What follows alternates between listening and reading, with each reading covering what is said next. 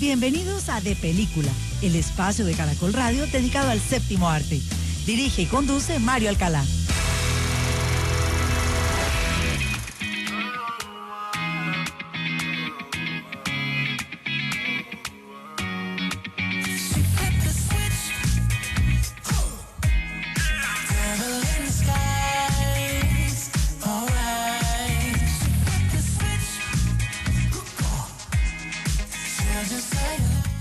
Un saludo muy especial a todos los oyentes de Caracol Radio en Colombia y en el exterior en este fin de semana, y a partir de este momento comienza De Película, el espacio del Grupo Prisa dedicado al séptimo arte, porque la única sala de cine en la radio de nuestro país es De Película. Todos ustedes, nuestros amables oyentes, nos pueden seguir escribiendo en nuestras redes sociales. En X somos @caracoldepeli, y también estamos en Instagram y en TikTok como @caracoldepelícula.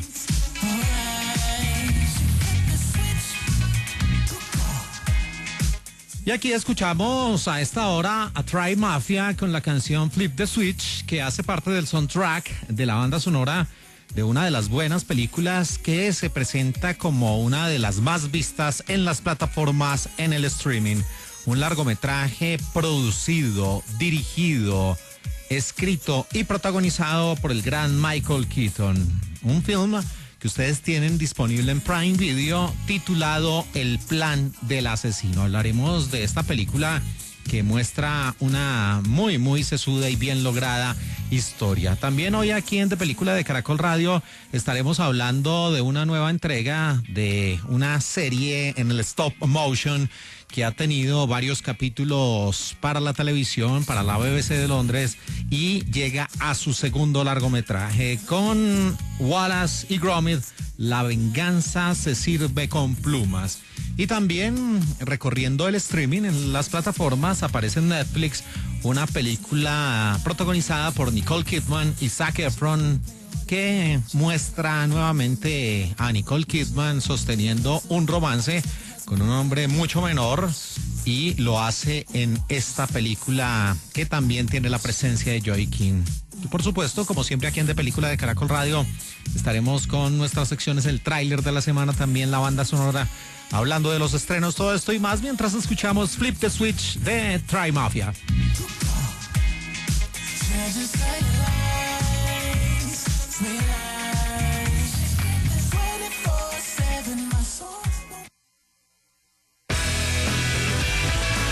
En De Película, el estreno.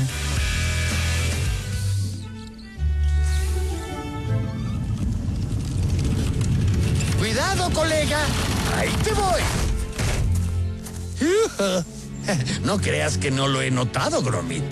Te pasas horas trabajando en este jardín. Bueno, el trabajo terminó.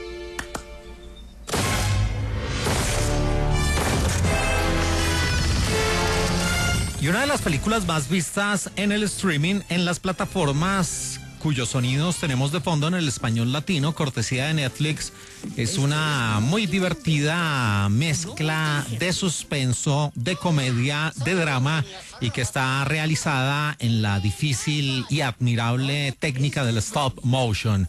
Un largometraje de 1 hora 22 minutos de duración. Su título original es Wallace and Gromit: Vengeance Must Fall, y ustedes lo tienen precisamente en Netflix como Wallace y Gromit: La venganza se sirve con plumas. Tu jardín se activa con la voz. Te da penita, ¿verdad? Tranquilo. Norbot poda y arregla el jardín de Gromit. Podar y arreglar. Tremendo personaje ese Norbot. Y hablemos un poco de Wallace y Gromit. Esta es una serie de producciones audiovisuales a cargo de los británicos que se realizan mediante la difícil técnica del stop motion, y han tenido 4 cortometrajes. Más o menos la duración de cada uno de estos cortometrajes está cercana a los 30 minutos de duración.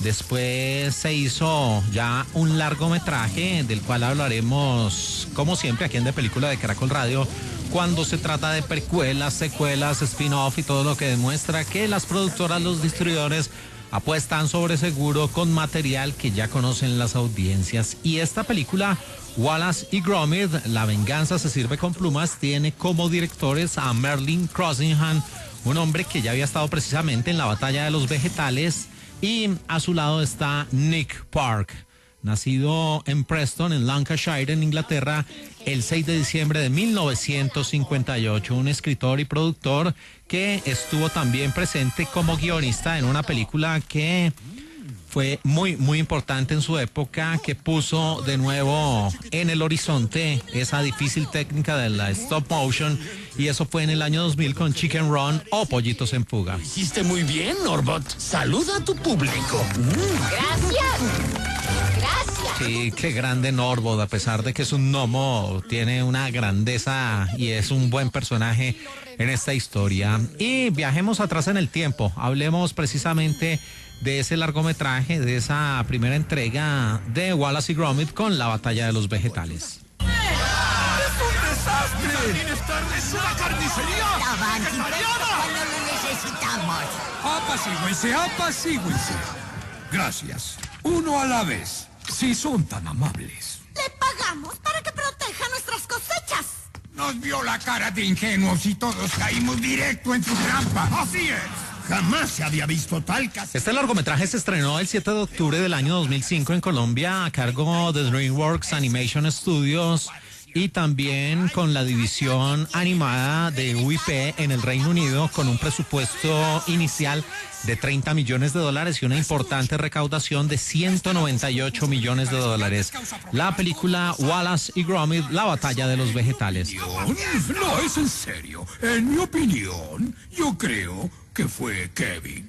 Kevin molesto. Sí, la dirección en esa ocasión, en 2005, en 85 minutos de duración y a cargo del Reino Unido, estuvo con Nick Park y Steve Box, y era también una coproducción además del Reino Unido con los Estados Unidos, y el relato, el guión tenía que ver con un concurso anual de verduras gigantes, y allí entre los habitantes de ese pequeño pueblo muy británico pues se desata lo que podría titularse una vegetelmanía, porque en el pueblo donde residen Wallace y Gromit, estos dos amigos que se caracterizan el uno por ser un inventor loco que hace todo tipo de artilugios para supuestamente mejorar su vida, pero esta misma capacidad inventiva es la que termina generando todos los problemas. Está acompañado por su amigo, por Gromit, que es un sabueso muy parecido al perro de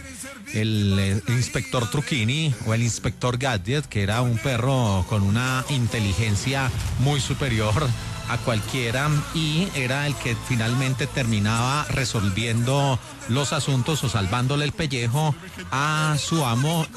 Lo hacía sabiondo con el señor Gadget, y lo hace Gromit precisamente con su amigo incondicional, con Wallace. Y allí ellos están tratando de ganar el gran premio que tiene que ver con una zanahoria, y ellos en medio de ese concurso crean un sistema antipesto, que es ese nuevo invento, y que lo que hace es controlar una plaga de conejos que intentan invadir los preciados huertos de todos los participantes. Y de pronto todo se viene abajo cuando una enorme y misteriosa bestia empieza a aterrorizar el vecindario, atacando los huertos, destrozando todo a su paso, y los únicos que van a poder salvar, aunque ahí tiene su giro de tuerca, este difícil escenario, son Wallace y Gromit. ¿Qué? ¿Cómo esperas que ese par de mononeuros? Esta película, La Batalla de los Vegetales, requirió 2,8 toneladas de plastilina de 42 colores y 1,000 toallas húmedas por semana para limpiar los dedos de los animadores. Durante el rodaje, los directores lograban un promedio de 3 segundos de material utilizable por día, porque se tardó 5 años en realizarse. La producción comenzó poco después del estreno de Chicken Run o Pollitos en Fuga del año 2000, y la coproducción anterior de Arman Studio con DreamWorks Animation Studios empezaron a trabajar para poder estrenarla en el año 2005. No, es que yo estoy viendo desde aquí. Y ganó el premio Oscar de la Academia a Mejor Película Animada en la edición del año 2006. Feathers McGraw ha sido declarado culpable por el intento de robo del diamante azul. Si no hubiera sido por las acciones de 2 excelentes ciudadanos, su malvado plan habría tenido éxito. Por lo tanto, Esta corte ha decidido que por el resto de su vida natural lo encierren en una institución de máxima seguridad, señor McGraw. Y ya con estos sonidos estamos con el gran estreno, con una de las películas más vistas en Netflix por estos días, con Wallace y Gromit, La venganza se sirve con plumas, que tiene la dirección de Merlin Crossingham y Nick Park. Y precisamente en estos audios que teníamos en el español latino sabemos de qué va la historia, porque aparece un señor villanazo. Qué buen personaje el de Feathers McGraw, que es simplemente un pingüino que estaba tratando de robar ese diamante azul, pero por la acción de nuestros grandes protagonistas de turno, Wallace y Gromit, pues termina tras las rejas y recluido en un zoológico. De ahí en adelante la historia muestra el otro hilo argumental de la película y tiene que ver con el afán que tiene Wallace en hacerle la vida más fácil a su compañero Gromit, y lo hace a través de su vena inventiva. Y es que este personaje, Wallace, prácticamente todo, absolutamente todo, lo tiene automatizado y lo tiene sujeto a sus muchos inventos, ya sea el desayuno, el baño, el transporte. Y cuando el propio Gromit está en uno de sus momentos favoritos del día, y es el de podar el jardín en esa casa que se encuentra en una ciudad muy británica, en un pequeño pueblo muy británico, pues el propio Wallace dice que lo va a seguir ayudando para hacerle su vida más tranquila, y le construye al famoso Norbot, que es otro gran personaje, un robot programado que tiene la figura de un gnomo y que en un principio simplemente se encarga de podar ese jardín, pero cuando lo hace deja boquiabiertos a todas las personas, a todos los vecinos que estaban observando precisamente en ese momento, porque hace un trabajo impresionante, hace esos cortes de los arbustos, de los árboles, con figuras como si se tratase de un museo al aire libre. Y de ahí en adelante, pues, de nuevo, Wallace, muy al estilo de la batalla de los vegetales, al ver que los vecinos han admirado su obra, su trabajo, pues decide que esta podría ser la forma en la cual él le sea útil a la sociedad. Y llega al punto de fijación de Wallace de querer imponer o mostrar su inventiva con Norbot, que incluso empieza sin darse cuenta a desplazar su amistad con el popular Gromit. Pero todo cambia en el momento en que ese villanazo, Feathers McGraw, decide trazar un sesudo plan para escapar de prisión, para cobrar venganza de este par, y allí empieza a manipular a Norbot, y llegarán más Norbots, y la historia irá de nuevo en ver cómo Wallace va a ser rescatado nuevamente por Gromit, cómo este par de personajes van a tener aventuras, pero con un nuevo integrante, con Norbot, y con un muy buen villano como es Feathers McGraw.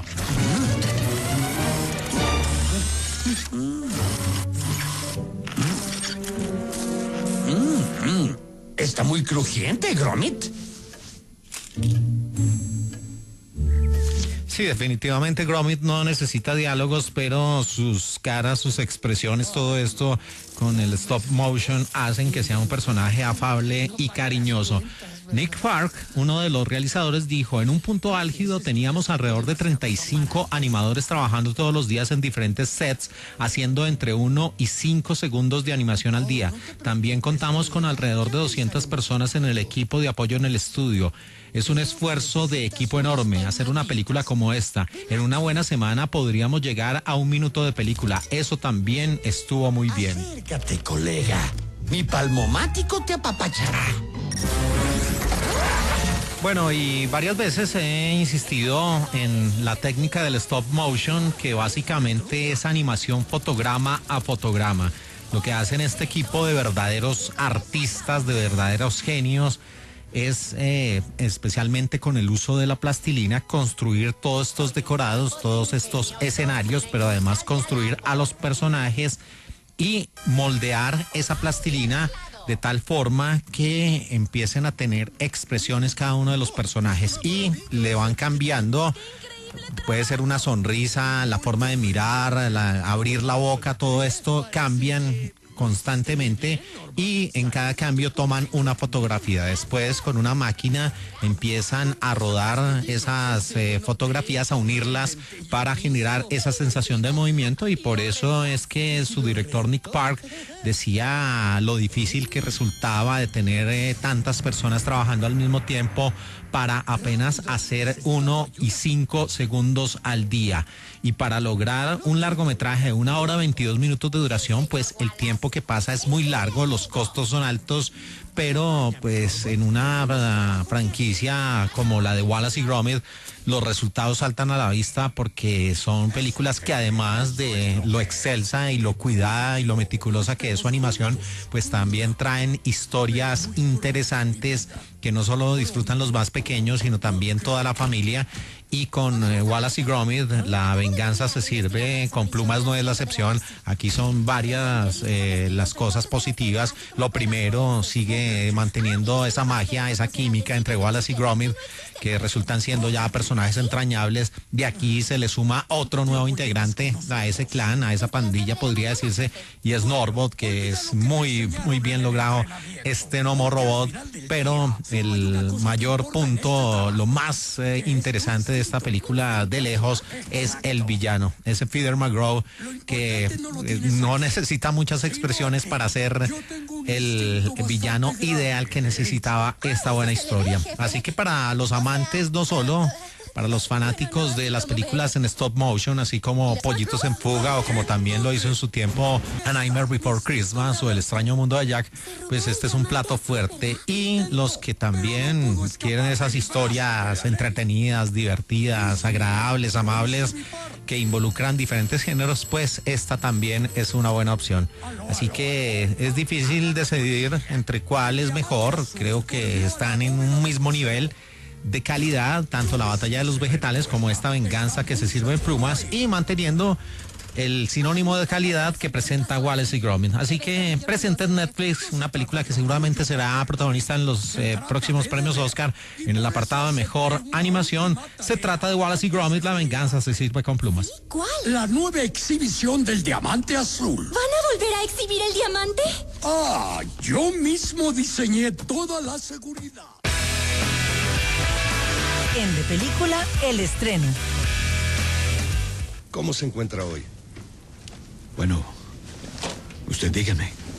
Mis sospechas iniciales fueron incorrectas. No es Alzheimer. Está bien. ¿Qué es? Sufre una condición conocida como enfermedad de Creutzfeldt-Jakob. Se presenta al inicio de forma similar al Alzheimer. ¿Y cuál es la diferencia? La velocidad. Continuamos aquí en De Película de Caracol Radio en este sábado y seguimos adelante hablando de las producciones que están presentes en los cines, en los teatros, y también aquellas que son dentro de las más vistas en el streaming, en las plataformas. Y estos sonidos que tenemos de fondo en el español latino, cortesía de Prime Video, hacen parte de una muy buena producción enmarcada en el crimen y el suspenso. Su título original es Knox Goes Away y ustedes la tienen como El plan del asesino. Un pensamiento-sensación. Tiene un pensamiento, crea una sensación, pierde el pensamiento, se queda con las... Y este diálogo resulta siendo uno de los más importantes, de los más trascendentales, y que da a entender de qué va gran parte de la obra. En este largometraje, El plan del asesino, que es producido, escrito, dirigido y protagonizado por un hombre nacido el 5 de septiembre de 1951 en Pensilvania, en los Estados Unidos, que ha sido un superfantasma. También ha sido el detective más famoso de los cómics, Batman. Y también, pues, ha sido nada menos y nada más que el gran promotor de la creación de McDonald's. Y también fue una suerte de superhéroe, otro superhéroe en Birdman. Sí, pues se trata del gran Michael Keaton, que también estuvo en Spotlight, una de las leyendas vivientes del cine, un tremendo actor que aquí demuestra toda su experticia, no solo como artista, sino también en otros campos, incluyendo la producción y la dirección con la película El plan del asesino. Nadie lo haría. Entonces sugiero que busque un centro de cuidados. Y el reparto lo complementan el actor Ray McKinnon, un hombre nacido en Georgia, en los Estados Unidos, el 15 de noviembre del 57. Estuvo en una cinta llamada Daddy Been Son en el año 2009.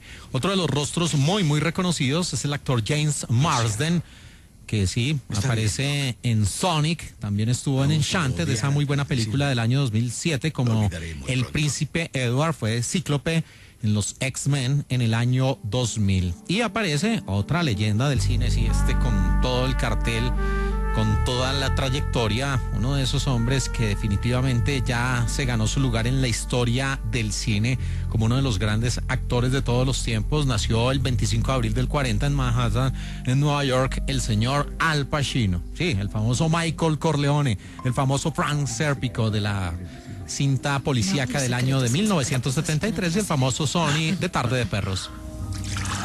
Ya leí el último libro que me prestaste. ¿Ah, sí? ¿Qué te pareció? Me gustó, pero el final fue estúpido. Sí, también aparecen Dennis Dugan y Christopher Gordon.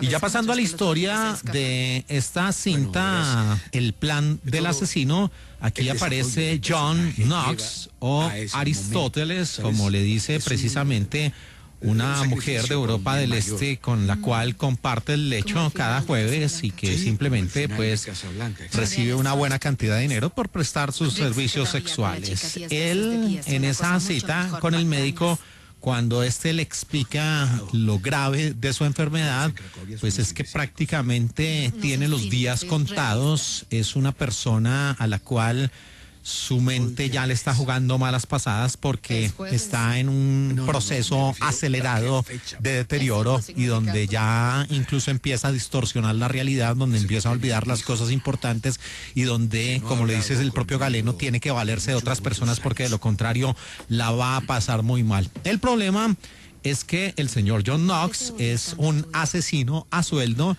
que cumple diferentes misiones, que cobra por eliminar personas. Allí tiene como su compañero de labores, de andanzas, a Thomas Muncy, el rol a cargo de Ray McKinnon, y este es el tipo de personajes que hemos visto varias veces en el cine, que cumplen ciertas misiones, reciben por encargo el momento en el cual tienen que eliminar a las víctimas y no dejar rastro. Y allí, precisamente en ese punto de hora, pues este hombre recibe esta noticia y por eso la película empieza a tomar ese nombre del plan del asesino, porque él empieza a buscar a través de diferentes medios todo lo que ha ahorrado a lo largo de los años al margen de la ley, incluyendo diamantes o una buena cantidad de joyas, también cuadros valiosos y una buena cantidad de dinero. Y empieza a trazar un plan para dejarle a las personas que quiere. Pero en ese punto y hora aparece precisamente alguien de su círculo cercano, Miles Knox, el rol a cargo de James Marsden, que infortunadamente en defensa de su propia hija termina cometiendo un asesinato. Ellos no llevan una buena relación, John y Miles.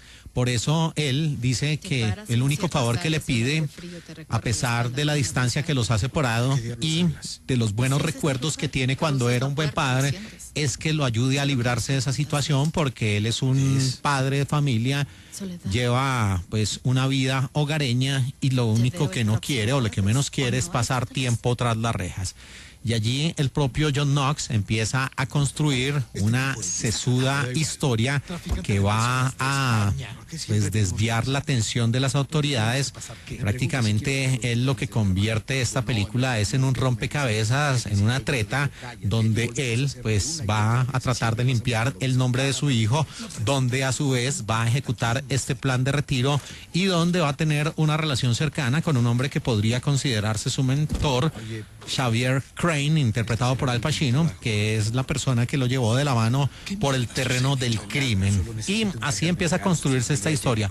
Una película donde nada es lo que parece, donde este hombre traza ese plan, donde por la empatía que genera precisamente Michael Keaton interpretando a John Knox, pues nos mete de lleno en el personaje, nos hace prácticamente sentir empatía, solidaridad con este rol y estar pendientes de todo lo que le sucede, pero también la película en algunos puntos pues de manera muy hábil por parte del propio Keaton como director, pues muestra ese difícil trance que está viviendo el propio John Knox, de cómo la enfermedad empieza a deteriorarle su vida, donde nada es lo que parece para él, donde en algunos momentos pues pareciera estar al borde de la locura, y allí se construye una historia de crimen, de traición. Aquí hay un personaje que surte lo que en las redes llaman la traición, y también la lealtad, y sobre todo el hacer las paces con el destino, cerrar esas viejas heridas y construir, como lo dice su traducción en varios idiomas para el público en habla hispana, ese plan del asesino.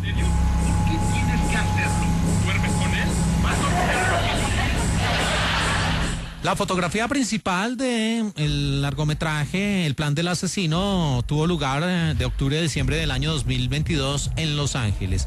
Y en Prime Video y también en Australia, por alguna razón, pues se presentó como El plan del asesino, aunque el título original de esta película es Knox Goes Away, como Knox se desvanece o se muere. Michael Keaton y Marcia Gay Harden, que también aparece en el reparto, ellos habían actuado previamente en la película Medidas Desesperadas de 1998. Y como caso anecdótico, esta es la cuarta película en la que Al Pacino aparece con un actor de Batman, esta vez con Michael Keaton. Pacino ya había trabajado con Val Kilmer en la sensacional hit Fuego contra Fuego de 1995 de Michael Mann, con Ben Affleck, que también fue otro de los Batman, en la cinta Una relación peligrosa del año 2003, y con otro de los Batman, con el señor George Clooney, en la cinta Ocean's 13 del año 2007. Además, Pacino mencionó a Batman y Robin mientras hablaba con Leonardo DiCaprio en los primeros minutos de Érase una vez en Hollywood en el año 2019. Esos datos que pues se encuentran en las películas y que son expuestos por esos buscadores de Easter eggs o detalles ocultos en los largometrajes. Bueno, ¿y qué nos deja esta película? Esta es una producción que en serio involucra, que uno inmediatamente tiene química con el personaje de Michael Keaton, que rápidamente entiende su situación y que empieza a elucubrar uno teorías o qué haría uno en tan poco tiempo, y si le quedan pocas horas de vida, qué es lo primero que se le viene a la mente, si hacer las paces con el destino, si ayudar al resto de la familia, o como lo hace en este caso el asesino, trazar un plan para su retiro, pero también para salvar la vida de su hijo, pues, de que vaya tras las rejas.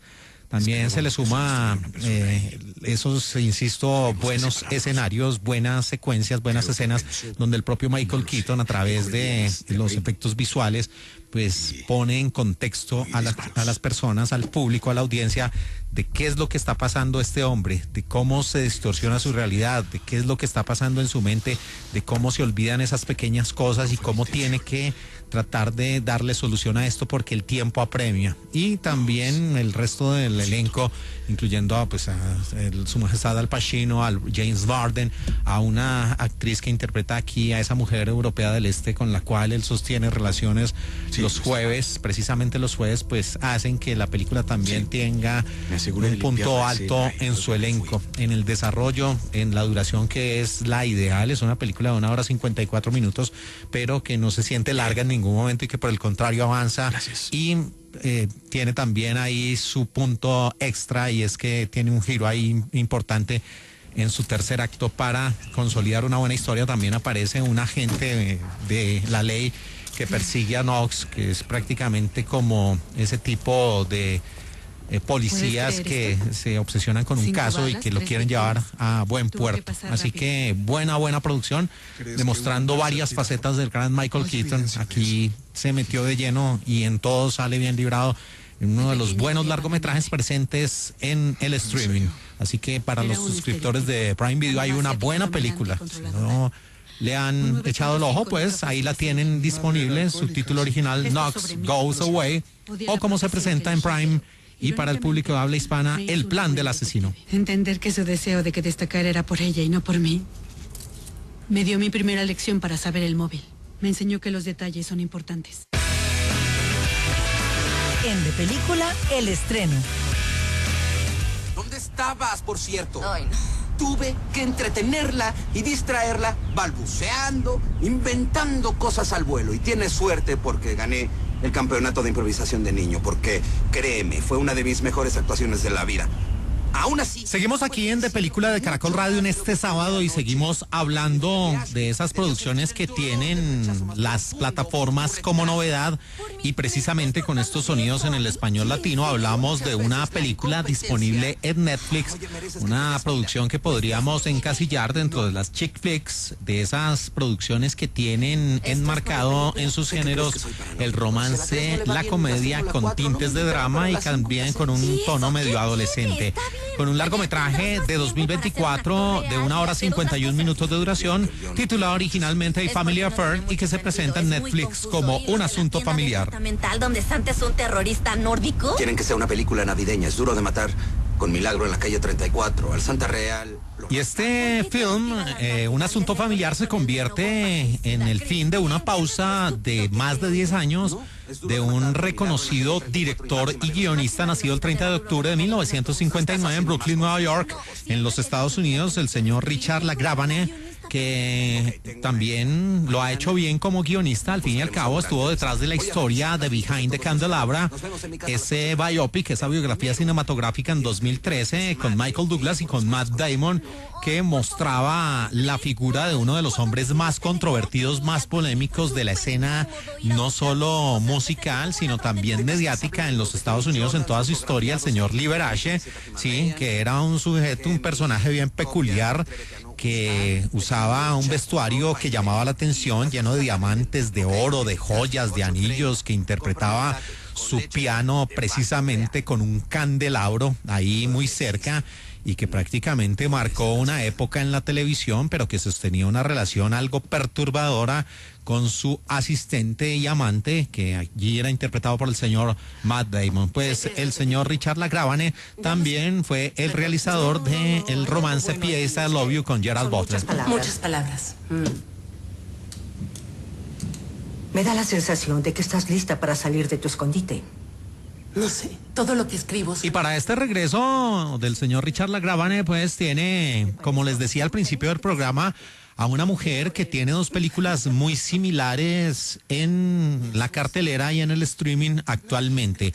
La gran Nicole Kidman, insisto, de 57 años de edad, pero que luce absolutamente despampanante y que tiene como común denominador en estas dos películas, una de ellas ya hablamos, Baby Girl, y esta Un asunto familiar, que es una mujer madura y que sostiene un romance, un affair, una relación con un hombre mucho menor. Y aquí el turno de ese hombre menor es para un actor nacido en San Luis Obispo, en California, en 1987, el 18 de octubre, que alguna vez fue Troy Bolton en High School Musical, que también estuvo como Mike en 17 otra vez. El señor Zac Efron, sí, que es uno de los rostros bonitos dentro de los hombres de Hollywood y que no se quedó solo en eso, en ser el rostro atractivo, sino que por el contrario ha demostrado su talento y su experticia en roles mucho más dramáticos, incluyendo el biopic o la biografía cinematográfica de ese criminal, de ese asesino en serie, el señor Ted Bundy, en el largometraje del año 2019, extremadamente cruel, malvado y perverso. Y también hizo lo propio en un papel dramático que recibió la bendición de la crítica interpretando a Kevin en la cinta de Iron Claw. Todavía somos lo que siempre hemos sido, niña. Bueno, y en este elenco, además de Zac Efron y de Nicole Kidman, esa voz que estábamos escuchando ahí doblada al español latino pertenece a una tremenda actriz que aquí interpreta a Layla Ford, que es como una especie de persona que da buenos consejos por los años de experiencia que tiene. La interpreta la actriz Kathy Bates. Sí, la misma mujer que ganó el Oscar por Misery, esa sensacional película inspirada en la obra de Stephen King. Pues además también de Kathy Bates en el reparto de Un asunto familiar está una actriz que infortunadamente, pues según uno de esos hilos recientes que se presentan en las plataformas, esto fue en X hace pocos días, donde las personas pues hacen esos hilos y empiezan a elevar preguntas con imágenes y dicen, bueno, suban la foto de algún actor o alguna actriz que sea sinónimo de películas malas, que donde ella aparezca es porque la película es mala. Y pues allí aparecían entre otros Alan Cumming, el hombre que estuvo en la segunda entrega de La Máscara, y dentro de las mujeres la foto que más subían los usuarios de X era la de Joy King, una actriz nacida en Los Ángeles, California, que estuvo recientemente en una película también de Netflix llamada Los Feos, que fue puntuada con 4.7 sobre 10, donde interpretaba a Tali. Pues ella también estuvo en Camp, una película que recibió 4.3 sobre 10, estuvo en Bullet Train, pero su papel era muy efímero, y también en una película de las plataformas llamada La Princesa del año 2022, donde era ese personaje central. Pero, insisto, según los usuarios de X, catalogaron a Joy King por ser una actriz que aparece en muy malas películas, y aquí con este asunto familiar no es la excepción y sigue la misma línea. Oye, ¿estás seguro de que esta tienda sí vende la... ¿Qué es lo que busco? Proteína de suero aislada o proteína aislada, cualquiera, no importa. Bueno, ya pasando a la historia que nos presenta este asunto familiar, el largometraje protagonizado por Nicole Kidman y Zac Efron. La historia tiene que ver con el rol de Chris Cole, interpretado por Zac Efron, que es un actor taquillero que está en medio de una saga cinematográfica y que está buscando reescribir su papel. Es el típico personaje que es malcriado, que es prácticamente un niño en el cuerpo de un adulto que quiere que le hagan todo y que no puede valerse por sí mismo. Él tiene como su asistente personal a Sarah Ford, interpretada por Joy King, una mujer pues que trata de tener su propia vida, pero es completamente difícil porque este hombre la absorbe, la tiene casi que 24/7 a su servicio como si fuera una esclava, le paga una buena cantidad de dinero, pero es que tiene que llevarle todos sus caprichos y estar pendiente de él a cualquier hora del día o de la noche, hasta que llega el punto en que esta mujer se revienta, no aguanta más y dice: no, yo ya no puedo seguir con esta vida, yo tengo mi propia vida, y por eso renunció. Y en medio de ese trance de la renuncia, pues aparece la figura de Brooke Harwood, el rol a cargo de Nicole Kidman, una mujer que es escritora, que está en esos baches creativos donde no encuentra la forma de salir de ese laberinto y de darle buena forma a su novela, por eso recurre al consejo de Leila Ford. Y ella termina pues encontrándose con Chris Cole, y de ahí en adelante pues por cuestiones del destino y sobre todo del guión, estos dos personajes, Brooke y Chris, van a sostener un romance donde la mayor damnificada va a ser precisamente Sarah, porque no concibe que su madre, primero, esté involucrada con un hombre mucho menor que ella, segundo, que sea con su ex jefe, con el cual pues no terminó de la mejor forma, y tercero, pues que ese romance le esté truncando las posibilidades de separarle no solo de su jefe, sino también de su propia madre. Mujer usa tanta seda. Es que no tiene cuello. No. Sí, existe esa condición. Ay, no, ahora me siento terrible por Chris. Bueno, y de ahí en adelante viene una historia ya algo trillada de esa legendaria figura que termina involucrada sentimentalmente con una persona que pues hace parte de los mortales y que no hace parte del show business, y que supuestamente le devuelve la fe en el amor, muy al estilo aquí, aunque cambiaron los papeles, a un lugar llamado Notting Hill, con Hugh Grant y con Julia Roberts, donde ella era la famosa, era una gran actriz.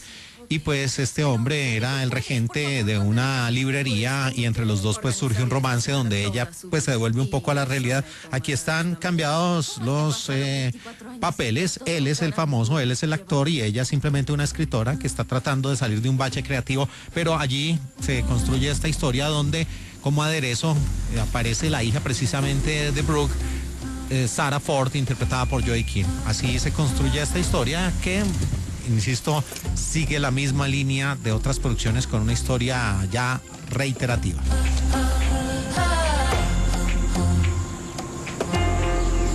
Bueno, y esta pareja, Nicole Kidman y Zac Efron, ya habían sostenido un romance, siendo ella mayor y él menor, en el celuloide, en el cine, en un largometraje del año 2012 de Paperboy, o El chico del periódico, la cinta dirigida por Lee Daniels, donde precisamente allí ellos pues estaban en pantalla interpretando un affair, un romance con la diferencia de edades presente.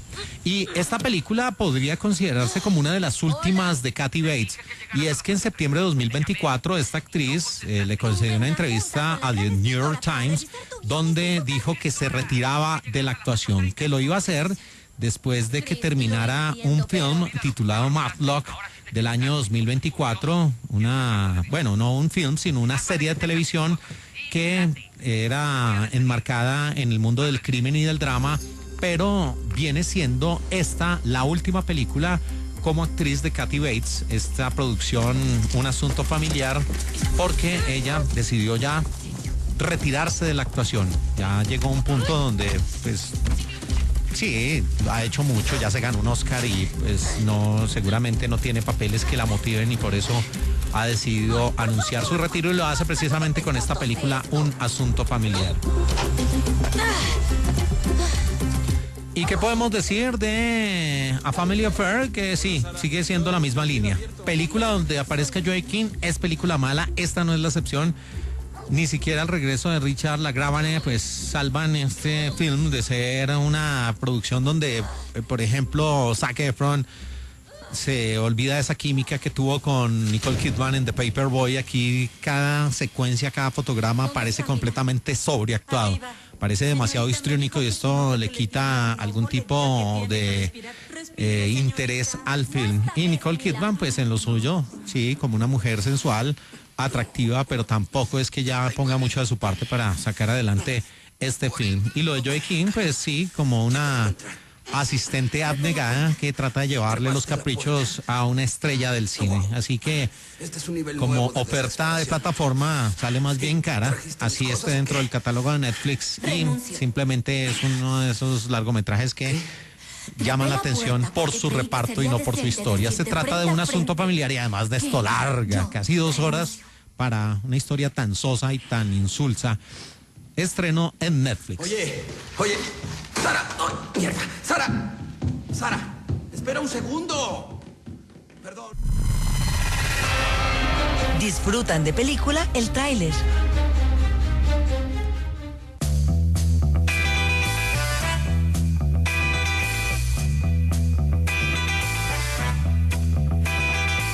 Y llegamos aquí en De Película a el tráiler de la semana y les queremos presentar uno en el español latino de un largometraje que resulta siendo llamativo en la medida en que uno siempre ha asociado la historia del Mago de Oz a la literatura infantil de los Estados Unidos. Al fin y al cabo, este fue un libro escrito por Lyman Frank Brown e ilustrado por W.W. Denslow y se publicó por allá en Chicago en 1900 y desde ese punto y ahora pues ha sido uno de los libros más editados tanto en los Estados Unidos como en Europa.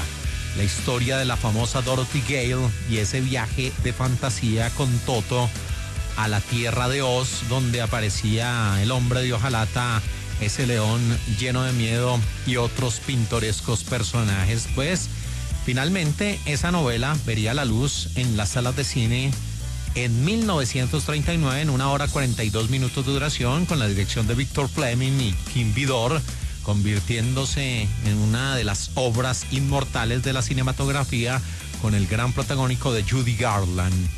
Y pues también existe El Mago de la Ciudad Esmeralda, que fue una novela publicada en 1939 en la Unión Soviética y que tiene como escritor a Alexander Milenkevich Volkov y que muestra una historia, podría decirse, paralela con una gran inspiración al Mago de Oz, donde aparecen personajes muy similares.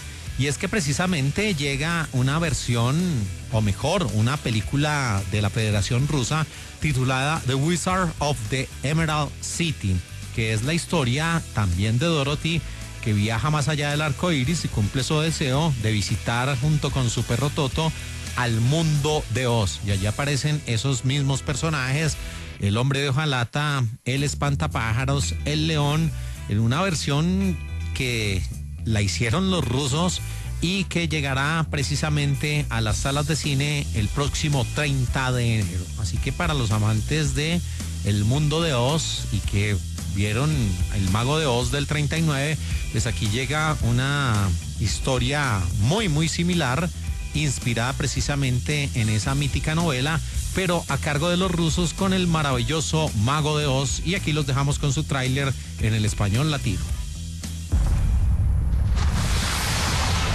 En una lejana tierra de cuentos de hadas, donde el bien se enfrenta al peor de los males, una poderosa hechicera decidió destruir el mundo humano. Envió un tornado espantoso a la tierra. La magia blanca detuvo el tornado. Pero era demasiado tarde. Y se llevó a una niña llamada Dorothy a la tierra mágica. Pero la acompañó su amigo de 4 patas, Totó. Y es por eso que están aquí. Todo gracias a las vueltas de la vida. Y yo que me había portado tan bien. Armando Machuca es Toto. Si quieren regresar, deben seguir el camino amarillo que los llevará a la ciudad de Esmeralda. El gran mago de Oz puede hacer que Dorothy vuelva a casa si ayuda a 3 criaturas mágicas a cumplir sus deseos más anhelados. El espantapájaros sueña con tener un cerebro. El hombre de hojalata sueña con un corazón. Y el león cobarde sueña con ser valiente. ¡Ay! ¡Ratón! ¡Anda, ruge! Vuelve al mundo del Mago de Oz. Esta será una aventura que vivirán juntos. Pero recuerden una cosa. Cada uno deberá seguir su propio camino. Muy pronto. Lamentarás haberte metido conmigo. ¡Tengo una idea! ¡Corran! La aventura más mágica. ¿Y tú qué deseas? Convertirme en un hechicero de verdad y así ser muy poderoso. Se unirá. Quiero volver a casa con mamá y papá. Si ves que alguien está en peligro, debes ayudarle sin siquiera pensarlo. A todos nosotros. Solo podrás hacer un milagro si te olvidas a ti misma y obras por el bien de los demás. ¡Dorothy! ¡Sujétate! Es el milagro que ningún otro mago es capaz de realizar. El maravilloso Mago de Oz. Próximamente solo en cines.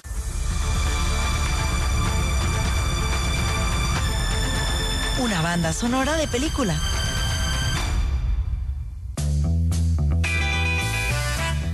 Y vamos llegando al final de esta emisión de Película de Caracol Radio en este sábado, y llegamos a nuestra banda sonora y vamos a escuchar algo del soundtrack de A Family Affair o Un Asunto Familiar, la cinta con Zac Efron y Nicole Kidman. Y aquí aparece una mujer de 1,52 m de estatura, nacida el 11 de mayo de 1999. Tiene 25 años de edad, es compositora, es actriz y además de su gran talento, de su preciosa voz, pues es una de las mujeres más deseadas y más vistas en las redes en el planeta, porque es absolutamente hermosa, despampanante. Se trata de Sabrina Carpenter, que aquí la escuchamos en De Película de Caracol Radio con su canción Feeder.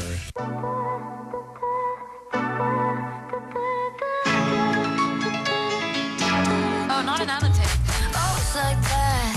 I'm your dream come true when it's on a platter for you. Then you pull back when I try to make plans more than 2 hours in advance. I slam the door, I ignore, I say no, no, no, no more. I got you blocked after this and afterthought. Finally cut you off. I feel so much lighter, like a feather with you off my mind. Floating through the memories like whatever, you're a waste of time.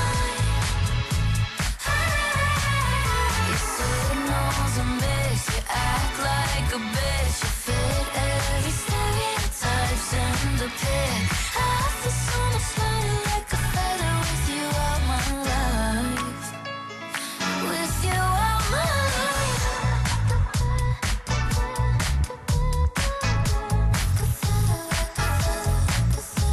It feels so good not caring where you are tonight.